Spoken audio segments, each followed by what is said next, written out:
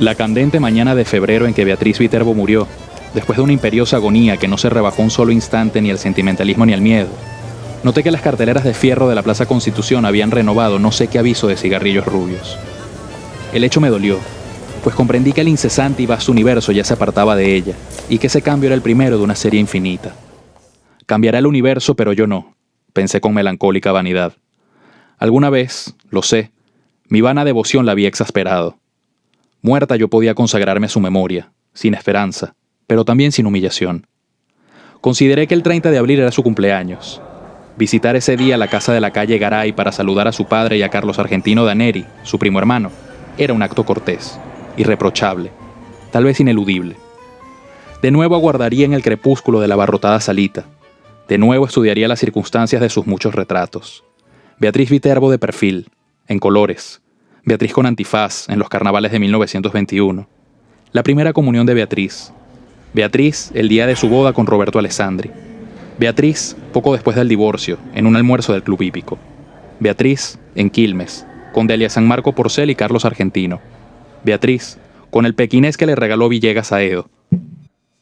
Beatriz, de frente y de 3/4, sonriendo, la mano en el mentón. No estaría obligado, como otras veces, a justificar mi presencia con módicas ofrendas de libros. Libros cuyas páginas, finalmente, aprendí a cortar para no comprobar, meses después, que estaban intactos. Beatriz Viterbo murió en 1929. Desde entonces, no dejé pasar un 30 de abril sin volver a su casa. Yo solía llegar a las 7:15 y quedarme unos 25 minutos. Cada año aparecía un poco más tarde y me quedaba un rato más. En 1933, una lluvia torrencial me favoreció. Tuvieron que invitarme a comer. No desperdicié, como es natural, ese buen precedente. En 1934 aparecí, ya dadas las 8, con un alfajor santafesino. Con toda naturalidad me quedé a comer. Así, en aniversarios melancólicos y vanamente eróticos, recibí las graduales confidencias de Carlos Argentino Daneri. Beatriz era alta, frágil, muy ligeramente inclinada. Había en su andar, si el oxímoron es tolerable, una como graciosa torpeza, un principio de éxtasis. Carlos Argentino es rosado, considerable, canoso, de rasgos finos. Ejerce no sé qué cargo subalterno en una biblioteca ilegible de los arrabales del sur. Es autoritario, pero también es ineficaz. Aprovechaba, hasta hace muy poco, las noches y las fiestas para no salir de su casa. A 2 generaciones de distancia, la S italiana y la copiosa gesticulación italiana sobreviven en él. Su actividad mental es continua, apasionada, versátil y del todo insignificante. Abunda en inservibles analogías y en ociosos escrúpulos. Tiene, como Beatriz, grandes y afiladas manos hermosas. Durante algunos meses padeció la obsesión de Paul Fort, menos por sus baladas que por la idea de una gloria intachable. Es el príncipe de los poetas de Francia, repetía con fatuidad. En vano te revolverás contra él. No lo alcanzará, no, la más inficionada de tus saetas. El 30 de abril de 1941, me permití agregar al alfajor una botella de coñac del país. Carlos Argentino lo probó, lo juzgó interesante y emprendió, al cabo de unas copas, una vindicación del hombre moderno. Lo evoco, dijo con una animación algo inexplicable en su gabinete de estudio, como si dijéramos en la torre albarrana de una ciudad, provisto de teléfonos, de telégrafos, de fonógrafos, de aparatos de radiotelefonía, de cinematógrafos, de linternas mágicas, de glosarios, de horarios, de prontuarios, de boletines. Observó que para un hombre así facultado el acto de viajar era inútil. Nuestro siglo XX había transformado la fábula de Mahoma y de la montaña. Las montañas, ahora, convergían sobre el moderno Mahoma. Tan ineptas me parecieron esas ideas, tan pomposa y tan vasta su exposición, que las relacionó inmediatamente con la literatura. Le dije que por qué no las escribía. Previsiblemente respondió que ya lo había hecho. Esos conceptos, y otros no menos novedosos, figuraban en el canto augural, canto prologal o simplemente canto prólogo, de un poema en el que trabajaba hacía muchos años. Sin réclame, sin bullanga ensordecedora, siempre apoyado en esos 2 báculos que se llaman el trabajo y la soledad. Primero, abría las compuertas a la imaginación, luego hacía uso de la lima. El poema se titulaba La Tierra. Tratábase de una descripción del planeta, en la que no faltaban, por cierto, la pintoresca digresión y el gallardo apóstrofe. Le rogué que me leyera un pasaje, aunque fuera breve. Abrí un cajón del escritorio, Sacó un alto legajo de hojas de bloque estampadas con el membrete de la biblioteca Juan Crisóstomo Lafinur y leyó con sonora satisfacción. He visto, como el griego, las urbes de los hombres, los trabajos, los días de varia luz, el hambre. No corrijo los hechos, no falseo los nombres. Pero el voyage que narro es autor de ma chambre. Estrofa a todas luces interesante, dictaminó. El primer verso granjea el aplauso del catedrático, del académico, del helenista, cuando no de los eruditos a la violeta, sector considerable de la opinión. El segundo pasa de Homero Hesíodo, todo un implícito homenaje, en la frontis del flamante edificio, al padre de la poesía didáctica. No sin remozar un procedimiento cuyo abolengo está en la escritura, la enumeración, congerio conglobación. El tercero, barroquismo, decadentismo, culto depurado y fanático de la forma, consta de 2 hemistiquios gemelos. El cuarto, francamente bilingüe, me asegura el apoyo incondicional de todo espíritu sensible a los desenfadados envites de la facesia. Nada diré de la rima rara ni de la ilustración que me permite, sin pedantismo, acumular en 4 versos 3 alusiones eruditas que abarcan 30 siglos de apretada literatura. La primera, la Odisea; la segunda, los trabajos y días; la tercera, la bagatela inmortal que nos separaran los ocios de la pluma del saboyano. Comprendo una vez más que el arte moderno exige el bálsamo de la risa, el scherzo. Decididamente tiene la palabra Goldoni.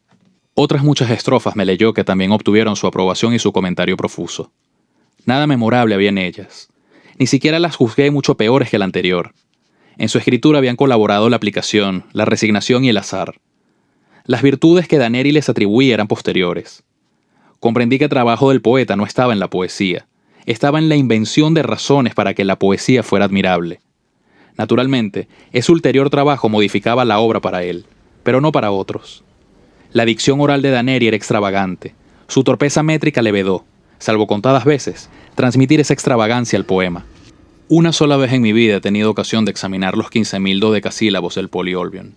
Esa epopeya topográfica en la que Michael Drayton registró la fauna, la flora, la hidrografía, la ortografía, la historia militar y monástica de Inglaterra. Estoy seguro de que ese producto considerable, pero limitado, es menos tedioso que la vasta empresa congénere de Carlos Argentino. Este se proponía versificar toda la redondez del planeta.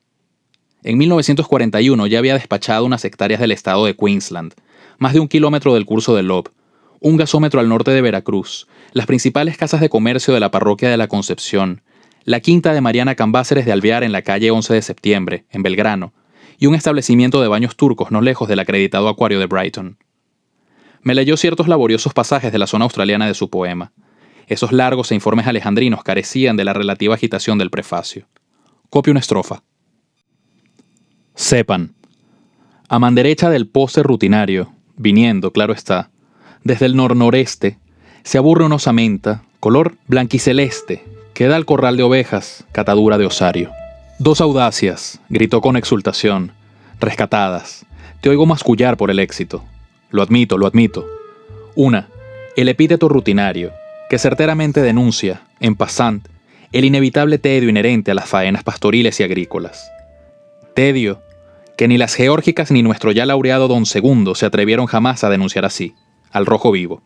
Otra, el enérgico prosaísmo se aburre una osamenta, que el melindroso querrá excomulgar con horror, pero que apreciará más que su vida el crítico de gusto viril. Todo el verso, por lo demás, es de muy subidos quilates. El segundo hemistiquio entabla animadísima charla con el lector. Se adelanta a su viva curiosidad, le pone una pregunta en la boca y la satisface, al instante. ¿Y qué me dices de ese hallazgo blanquiceleste? El pintoresco neologismo sugiere el cielo, que es un factor importantísimo del paisaje australiano. Sin esta evocación resultarían demasiado sombrías las tintas del boceto, y el lector se vería compelido a cerrar el volumen. Herida en lo más íntimo el alma de incurable y negra melancolía. Hacia la medianoche me despedí. 2 domingos después, Daneri me llamó por teléfono, entiendo que por primera vez en la vida. Me propuso que nos reuniéramos a las 4, para tomar juntos la leche en el contiguo salón bar que el progresismo de Zunino y de Zungri, los propietarios de mi casa, recordarás, inaugura en la esquina, confitería que te importará conocer. Acepté, con más resignación que entusiasmo. Nos fue difícil encontrar mesa. El salón bar, inexorablemente moderno, era apenas un poco menos atroz que mis previsiones. En las mesas vecinas, el excitado público mencionaba las sumas invertidas, sin regatear por Zunino y por Zungri. Carlos Argentino fingió asombrarse de no sé qué primores de la instalación de la luz, que, sin duda, ya conocía, y me dijo con cierta severidad: mal de tu grado habrás de reconocer que este local se parangona con los más encopetados de Flores. Me releyó, después, 4 o 5 páginas del poema. Las había corregido según un depravado principio de ostentación verbal. Donde antes escribió azulado, ahora abundaba el azulino, azulenco y hasta azulillo. La palabra lechoso no era bastante fea para él. En la impetuosa descripción de un lavadero de lanas, prefería lactario, lacticinoso, lactescente, lechal. Denostó con amargura a los críticos. Luego, más benigno, los equiparó a esas personas, que no disponen de metales preciosos ni tampoco de prensas de vapor, laminadores y ácidos sulfúricos para la acuñación de tesoros, pero que pueden indicar a los otros el sitio de un tesoro. Acto continuo censuró la prologomanía, de la que ya hizo mofa en la donosa prefación del Quijote, el príncipe de los ingenios. Admitió, sin embargo, que en la portada de la nueva obra convenía el prólogo vistoso, el espaldarazo firmado por el plumífero de Garra, de fuste. Agregó que pensaba publicar los cantos iniciales de su poema. Comprendí, entonces, la singular invitación telefónica. El hombre iba a pedirme que prologara su pedantesco fárrago. Mi temor resultó infundado. Carlos Argentino observó, con admiración rencorosa, que no creía errar en el epíteto al calificar de sólido el prestigio logrado en todos los círculos por Álvaro Melián Lafinur, hombre de letras, que, si yo me empeñaba, prologaría con embeleso el poema. Para evitar el más imperdonable de los fracasos, yo tenía que hacerme portavoz de 2 méritos inconcusos: la perfección formal y el rigor científico. Porque ese dilatado jardín de tropos, de figuras, de galanuras, no tolera un solo detalle que no confirme la severa verdad. Agregó que Beatriz siempre se había distraído con Álvaro. Asentí, profusamente asentí. Aclaré, para mayor verosimilitud, que no hablaría el lunes con Álvaro, sino el jueves, en la pequeña cena que suele coronar toda reunión del club de escritores. No hay tales cenas, pero es irrefutable que las reuniones tienen lugar los jueves, hecho que Carlos Argentino Daneri podía comprobar en los diarios y que dotaba de cierta realidad a la frase. Dije, entre adivinatorio y sagaz, que antes de abordar el tema del prólogo, describiría el curioso plan de la obra. Nos despedimos. Al doblar por Bernardo de Irigoyen, encaré con toda imparcialidad los porvenires que me quedaban. Hablar con Álvaro y decirle que el primo hermano aquel de Beatriz, ese eufemismo explicativo me permitiría nombrarla, había elaborado un poema que parecía dilatar hasta lo infinito las posibilidades de la cacofonía y del caos. B. No hablar con Álvaro. Preví, lúcidamente, que mi desidia optaría por B. A partir del viernes a primera hora empezó a inquietarme el teléfono.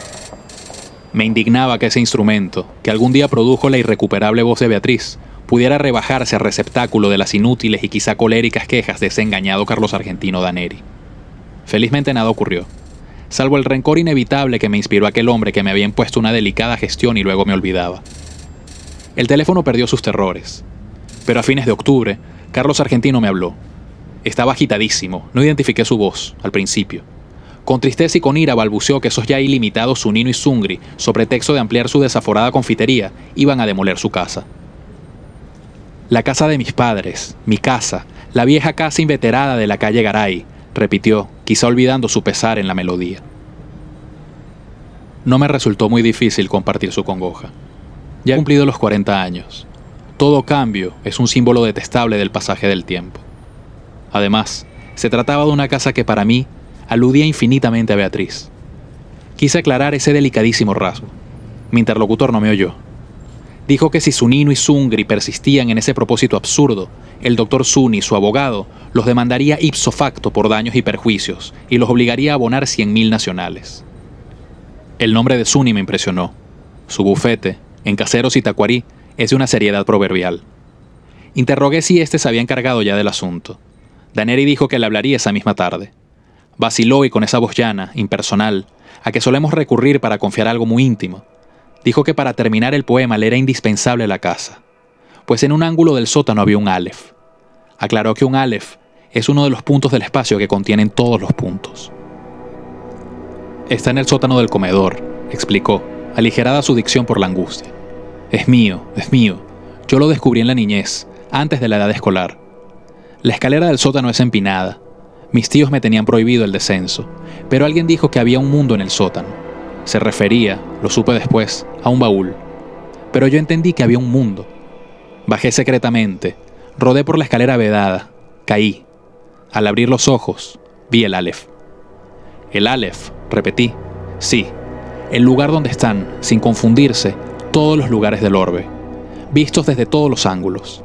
A nadie revelé mi descubrimiento, pero volví. El niño no podía comprender que le fuera deparado ese privilegio para que el hombre burilara el poema. No me despojarán Zunino y Zungri, no y 1000 veces no. Código en mano, el doctor Zuni probará que es inajenable mi Aleph. Traté de razonar, pero ¿no es muy oscuro el sótano? La verdad no penetra en un entendimiento rebelde. Si todos los lugares de la tierra están en el Aleph, allí estarán todas las luminarias, todas las lámparas, todos los veneros de luz. Iré a verlo inmediatamente. Corté, antes de que pudiera emitir una prohibición. Basta el conocimiento de un hecho para percibir en el acto una serie de rasgos confirmatorios, antes insospechados. Me asombró no haber comprendido hasta ese momento que Carlos Argentino era un loco. Todos esos Viterbo, por lo demás. Beatriz, yo mismo suelo repetirlo, era una mujer, una niña de una clarividencia casi implacable.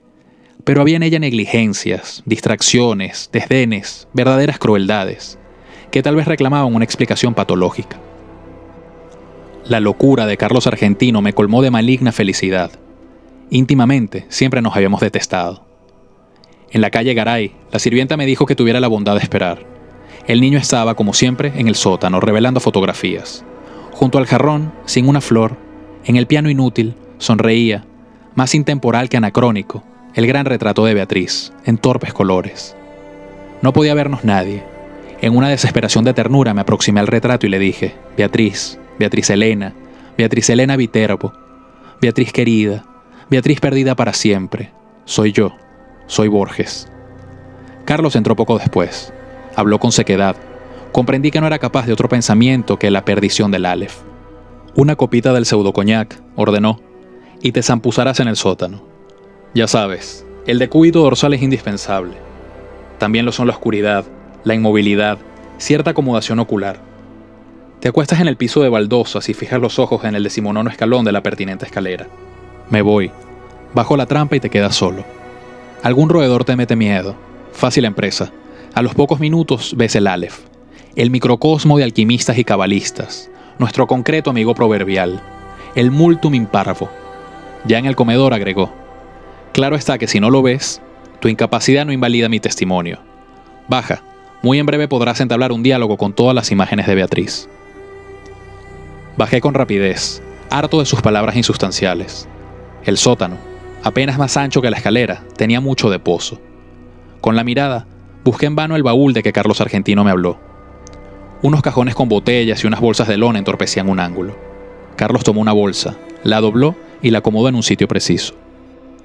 La almohada es humildosa, explicó, pero si la levanto un solo centímetro no verás ni una pizca y te quedas corrido y avergonzado. Repantiga en el suelo ese corpachón y cuenta 19 escalones. Cumplí con sus ridículos requisitos. Al fin se fue. Cerró cautelosamente la trampa. La oscuridad, pese a una endija que después distinguí, pudo parecerme total. Súbitamente comprendí mi peligro. Me había dejado soterrar por un loco, luego de tomar un veneno. Las bravatas de Carlos transparentaban el íntimo terror de que yo no viera el prodigio. Carlos, para defender su delirio, para no saber que estaba loco, tenía que matarme. Sentí un confuso malestar que traté de atribuir a la rigidez y no a la operación de un narcótico. Cerré los ojos, los abrí. Entonces vi el Aleph. Arribo, ahora, al inefable centro de mi relato. Empieza, aquí, mi desesperación de escritor. Todo lenguaje es un alfabeto de símbolos cuyo ejercicio presupone un pasado que los interlocutores comparten. ¿Cómo transmitir a los otros el infinito Aleph, que mi temerosa memoria apenas abarca? Los místicos, en análogo trance, prodigan los emblemas. Para significar la divinidad, un persa habla de un pájaro que de algún modo es todos los pájaros. Alanus de Insulis, de una esfera cuyo centro está en todas partes y la circunferencia en ninguna. Ezequiel, de un ángel de 4 caras que un tiempo se dirige al oriente y al occidente, al norte y al sur. No en vano rememoro esas inconcebibles analogías. Alguna relación tienen con el Aleph. Quizá los dioses no me negarían el hallazgo de una imagen equivalente, pero este informe quedaría contaminado de literatura, de falsedad. Por lo demás, el problema central es irresoluble. La enumeración, siquiera parcial, de un conjunto infinito. En ese instante gigantesco, he visto millones de actos deleitables o atroces. Ninguno me asombró como el hecho de que todos ocuparan el mismo punto, sin superposición y sin transparencia. Lo que vieron mis ojos fue simultáneo. Lo que transcribiré, sucesivo, porque el lenguaje lo es. Algo, sin embargo, recogeré. En la parte inferior del escalón, hacia la derecha, vi una pequeña esfera tornasolada, de casi intolerable fulgor. Al principio la creí giratoria. Luego comprendí que ese movimiento era una ilusión producida por los vertiginosos espectáculos que encerraba. El diámetro del Aleph sería de 2 o 3 centímetros, pero el espacio cósmico estaba ahí, sin disminución de tamaño. Cada cosa, la luna del espejo, digamos, era infinitas cosas, porque yo claramente la veía desde todos los puntos del universo. Vi el populoso mar, vi el alba y la tarde, vi las muchedumbres de América, vi una plateada telaraña en el centro de una negra pirámide. Vi un laberinto roto, era Londres. Vi interminables ojos inmediatos, escrutándose en mí como en un espejo. Vi todos los espejos del planeta y ninguno me reflejó. Vi en un traspatio de la calle Soler las mismas baldosas que hace 30 años vi en el zaguán de una casa en Fraiventos. Vi racimos, nieve, tabaco, vetas de metal, vapor de agua. Vi convexos desiertos ecuatoriales y cada uno de sus granos de arena. Vi en Inverness a una mujer que no olvidaré. Vi la violenta cabellera, el altivo cuerpo. Vi un cáncer en el pecho. Vi un círculo de tierra seca en una vereda, donde antes hubo un árbol. Vi una quinta de Adrogué, un ejemplar de la primera versión inglesa de Plinio, la de Philemon Holland. Vi a un tiempo cada letra de cada página. De chico, yo solía maravillarme de que las letras de un volumen cerrado no se mezclaran y perdieran en el decurso de la noche. Vi la noche y el día contemporáneo. Vi un poniente en Querétaro, que parecía reflejar el color de una rosa de Bengala. Vi mi dormitorio sin nadie. Vi en un gabinete de Alkmaar un globo terráqueo entre 2 espejos que lo multiplican sin fin. Vi caballos de crin arremolinada en una playa del mar Caspio en el alba. Vi la delicada osatura de una mano. Vi a los sobrevivientes de una batalla, enviando tarjetas postales. Vi en un escaparate de Mirzapur una baraja española. Vi las sombras oblicuas de unos helechos en el suelo de un invernáculo. Vi tigres, émbolos, bisontes, marejadas y ejércitos. Vi todas las hormigas que hay en la tierra.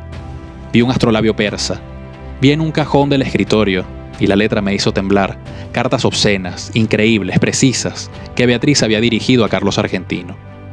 Vi un adorado monumento en la Chacarita. Vi la reliquia atroz de lo que deliciosamente había sido Beatriz Viterbo. Vi la circulación de mi oscura sangre. Vi el engranaje del amor y la modificación de la muerte. Vi el Aleph, desde todos los puntos. Vi en el Aleph la tierra, y en la tierra otra vez el Aleph, y en el Aleph la tierra. Vi mi cara y mis vísceras. Vi tu cara y sentí vértigo y lloré, porque mis ojos habían visto ese objeto secreto y conjetural, cuyo nombre usurpan los hombres, pero que ningún hombre ha mirado, el inconcebible universo. Sentí infinita veneración, infinita lástima. Tarumba habrás quedado de tanto curiosar donde no te llaman, dijo una voz aborrecida y jovial. Aunque te devanes los sesos, no me pagarás en un siglo esta revelación. ¡Qué observatorio formidable, Che Borges!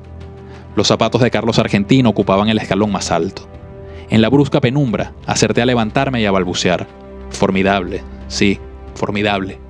La indiferencia de mi voz me extrañó. Ansioso, Carlos Argentino insistía. ¿Lo viste todo bien? ¿En colores? En ese instante concebí mi venganza. Benévolo, manifiestamente apiadado, nervioso, evasivo, agradecí a Carlos Argentino Daneri la hospitalidad de su sótano y lo insté a aprovechar la demolición de la casa para alejarse de la perniciosa metrópoli, que a nadie, créame que a nadie, perdona. Me negué, con suave energía, a discutir el Aleph. Lo abracé al despedirme y le repetí que el campo y la serenidad son 2 grandes médicos. En la calle, en las escaleras de Constitución, en el subterráneo, me parecieron familiares todas las caras. Temí que no quedara una sola cosa capaz de sorprenderme. Temí que no me abandonara jamás la impresión de volver. Felizmente, al cabo de unas noches de insomnio, me trabajó otra vez el olvido. Posdata del 1 de marzo de 1943. A los 6 meses de la demolición del inmueble de la calle Garay, la editorial Procusto no se dejó arredrar por la longitud del considerable poema y lanzó al mercado una selección de trozos argentinos. Huelga repetir lo ocurrido.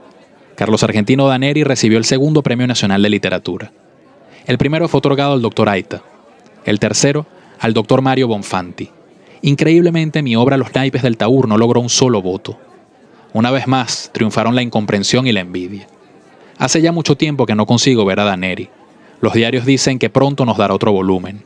Su afortunada pluma, no entorpecida ya por el Aleph, se ha consagrado a versificar los epítomes del Dr. Acevedo Díaz. 2 observaciones quiero agregar. Una, sobre la naturaleza del Aleph. Otra, sobre su nombre. Este, como es sabido, es el de la primera letra del alfabeto de la lengua sagrada. Su aplicación al disco de mi historia no parece casual. Para la Cábala, esa letra significa el En Sof, la ilimitada y pura divinidad. También se dijo que tiene la forma de un hombre que señala el cielo y la tierra, para indicar que el mundo inferior es el espejo y es el mapa del superior. Para la Mengeler, es el símbolo de los números transfinitos, en los que el todo no es mayor que alguna de las partes. Yo querría saber, ¿eligió Carlos Argentino ese nombre o lo leyó, aplicado a otro punto, donde convergen todos los puntos, en alguno de los textos innumerables que el Aleph de su casa le reveló? Por increíble que parezca, yo creo que hay, o que hubo, otro Aleph. Yo creo que el Aleph de la calle Garay era un falso Aleph. Doy mis razones. Hacia 1867 el capitán Burton ejerció en el Brasil el cargo de cónsul británico. En julio de 1942, Pedro Enrique Sureña descubrió en una biblioteca de Santos un manuscrito suyo que versaba sobre el espejo que atribuye al oriente a Iskandar Su al-Sarkanín, o Alejandro Bicorne de Macedonia. En su cristal se reflejaba el universo entero. Burton menciona otros artificios congéneres. La séptuple copa de Caijos Ru, al espejo de Tatrik Ben Seyat, encontró en una torre, 1001 noches, 272, el espejo que Luciano de Samosata pudo examinar en la luna, Historia verdadera, 1:26. La lanza especular que el primer libro de Satiricón de Capella atribuye a Júpiter, el espejo universal de Merlín, redondo y hueco y semejante a un mundo de vidrio, The Fairy Queenie, 3:2, 19, y añade estas curiosas palabras. Pero los anteriores, además del defecto de no existir, son meros instrumentos de óptica. Los fieles que concurren a la mezquita de Amr, en el Cairo, saben muy bien que el universo está en el interior de una de las columnas de piedra que rodean el patio central. Nadie, claro está, puede verlo. Pero quienes acercan el oído a la superficie declaran percibir, al poco tiempo, su atareado rumor. La mezquita data del siglo VII. Las columnas proceden de otros templos de religiones antiislámicas, pues como ha escrito Abdelayún, en las repúblicas fundadas por nómadas es indispensable el concurso de forasteros para todo lo que sea albañilería. ¿Existe ese Aleph en lo íntimo de una piedra? Lo he visto cuando vi todas las cosas y lo he olvidado. Nuestra mente es porosa para el olvido. Yo mismo estoy falseando y perdiendo, bajo la trágica erosión de los años, los rasgos de Beatriz. 1. Recuerdo, sin embargo, estas líneas de una sátira que fustigó con rigor a los malos poetas.